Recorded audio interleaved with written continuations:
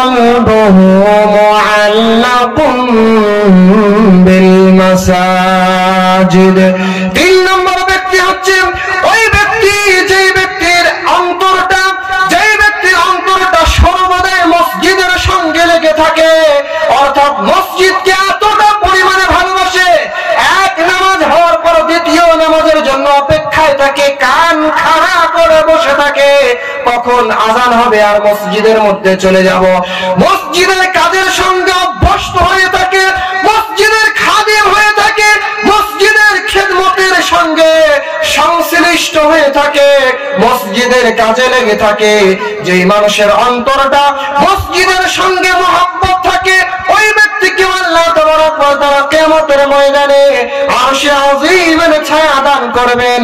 কিন্তু ভাগ্যের পরিহাস আমাদের এই দিকে এইরকম, শুধু আমাদের মসজিদকে ঝাড়ু কিংবা আমাদের মসজিদকে পরিষ্কার করে কেবলমাত্র ইমাম, সাধারণ মানুষ একদিনও ঝাড়ু দেয় না। ঠিক কিনা? এখন ঠিক বললাম কিনা? আপনাদের মসজিদে ইমাম আছে? আছে? 5 ওয়াক্ত ইমাম? সমস্ত কাজ শুরু ইমাম সাহেবের, মাইনে তো 2000 4000। আবার ইমামকে বললো কি ইমাম সাহেব ওই জায়গাটা আপনাকে ঝাড়ু দিতে হবে, সপ্তাহে সপ্তাহে বাথরুম আপনাকে পরিষ্কার করতে হবে, এইরকম বলে কিনা? আপনাদের সমাজে না থাকলেও অন্য অন্য সমাজে বলে, ঠিক কিনা বলেন? সব কাজ শুধু ইমাম সাহেবের, আপনার কোনো কাজ নেই। এই যে হাদিসের ফজিলত রয়েছে, এই হাদিসের ফজিলতের অংশীদার আপনি হতে চান না? আল্লাহর নবী বললেন, যার মহব্বত মসজিদের সঙ্গে হবে, মসজিদের খিদমতের সঙ্গে যার মহব্বত থাকবে, ওই ব্যক্তি কিয়ামতের দিবসে আরশে আযীমের নিচে তার স্থান হবে। বলেন সুবহানাল্লাহ, জোরে বলুন সুবহানাল্লাহ। বিশ্বনবী সাল্লাল্লাহু আলাইহি সাল্লাম মসজিদ সম্পর্কে বললেন, ইযা রাআইতুমুর রাজুলা ইয়াতাদুল মাসাজিদা ফাশহাদু লাহু বিল ঈমান। আল্লাহর নবী সাল্লাল্লাহু আলাইহি সাল্লাম বললেন, তোমরা যখন কোন মানুষকে মসজিদের কাজের সঙ্গে অভ্যস্ত দেখবে, যখন তোমরা কোন মানুষকে মসজিদের খাদিমকে দেখবে কিংবা মসজিদের কাজের সঙ্গে তোমরা সংশ্লিষ্ট দেখবে, মসজিদের কাজে লেগে আছে, ফাশহাদু লাহু বিল ঈমান, তোমরা তার জন্য ঈমানদারের সার্টিফিকেট দিয়ে দাও। জোরে বলুন সুবহানাল্লাহ।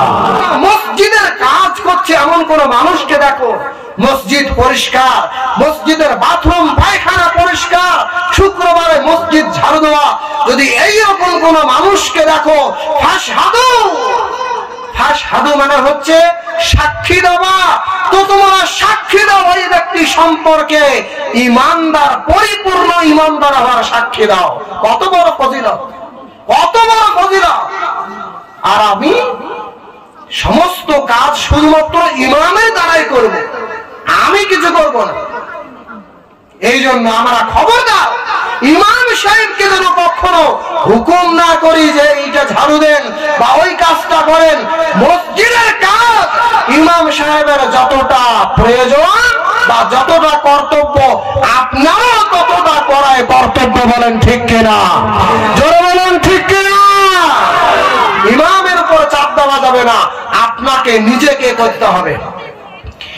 এই জন্য বিশ্বনবী সাল্লাল্লাহু আলাইহি সাল্লাম বললেন, ওয়ারাজুলুন কলবুহু মুআল্লাকুম বিল মাসাজিদ, যেই মানুষের অন্তর মসজিদের সঙ্গে লেগে থাকবে, মসজিদের সঙ্গে যার মহব্বত থাকবে, ওই ব্যক্তিকে আল্লাহ তাবারক ওয়া তাআলা কিয়ামতের ময়দানে আরশে আযীমের নিচে স্থান দান করবেন। নাম্বার 3, কয় নাম্বার বললাম এটা? কয় নাম্বার বললাম? জোরে বলুন। 3 নম্বরে